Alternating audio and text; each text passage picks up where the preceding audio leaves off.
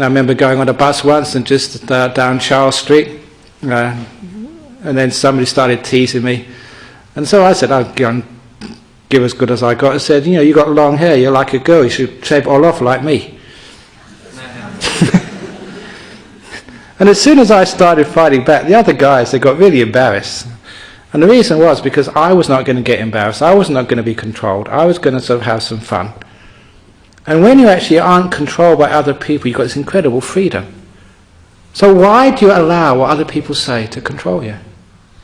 If somebody says something mean and horrible, that's their business, nothing to do with me. If they call me an idiot, lazy, just an idiot, or one of the the favourite comments, I was walking through the streets of Doncaster in the north of England many years ago, and wearing our robes. I was with this monk, Ajahn Brahm, who was about 20 years older than me, and this guy came up in this suit, a business guy, on his way to work early in the morning, and he looked at us, really with disgust. But he turned on this Ajahn Brahm and looked at him and said, "You're old enough to know better."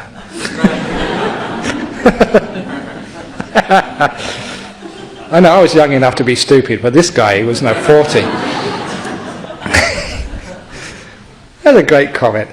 But why do you allow yourself to be upset by these people? And you don't have to.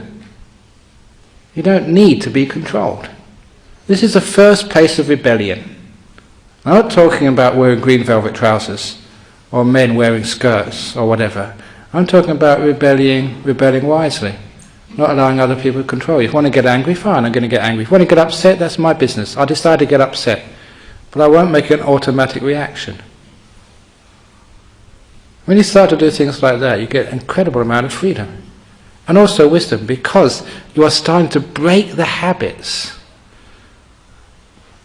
And so often, we are controlled not so much by other people, but we're controlled by our habitual reactions coming from our society. And there's a monk who's a meditator, who reflects, who's mindful, who's alert. It's amazing just the sort of habits which I uncover from time to time. One which comes to mind is why we will not allow ourselves to receive praise. And this particular incident happened just over a year ago, when I went to Curtin University to go to this medal ceremony, the John Curtin Medal Awards. Because the year before that, and it was in 2005, I was awarded this John Curtin Medal for community service. And at the time I thought, my goodness, they must be desperate to give the award to me. Because this is my job, I'm a Buddhist monk, it's what I'm supposed to do. You can't give people an award for what they're supposed to do.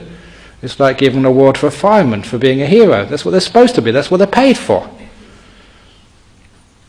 But then when I went there, I went up, he had to give a little acceptance speech, and I said, well, it's very nice, but, I tried to make a joke about it. It was given for vision, community service and leadership. And I said, well, it can't be for vision, because I have to wear glasses. And community service is what you usually do when you're released from prison, so that can't be me. So it must be leadership, I suppose. Well, I made a joke about it to try and put it down. And it was a year later when I saw this other couple of people being given this medal. Because they came to see my medal service, I thought the least I could do is go to their medal service. And I went there, and these were two really inspiring people. When I listened to the service they've given to society, I thought, wow, those are great people. We should have more people like that in the world. One of the people was I forget, it was Dr. Joffe, I think his name is. He started the Brown's Alternative Medicine Centre in Charlie Gardner's hospital. So if you have cancer or you have some bad diseases, you can go there and get a foot massage, that's the same as foot massage, reflexology, Reiki, all this alternative stuff which is really wacky but works. And he managed actually to use it. This guy, he was a head of haematology at Charlie Gardner's, managed to use his influence, put his reputation on the line, and have this in the middle of the hospital. And it's obviously incredibly powerful effect it has. And when I heard the battle he went through to get this going, and how being a hard scientist, he had to actually to front up to people and say, I want this to happen, and put his reputation on the line, and seeing it work. And I noticed these things, they really do work. And seeing the good which is given to people suffering from cancer. And I thought, wow, that guy really deserves this. And of course, when he went up there and said, I don't know why they're giving me this medal, there's many more important people in this world. And I saw myself up there a year earlier. Why is it that when actually people say thank you or give us some praise, why is it we can't just be objective and say, yeah, thank you, I deserve that?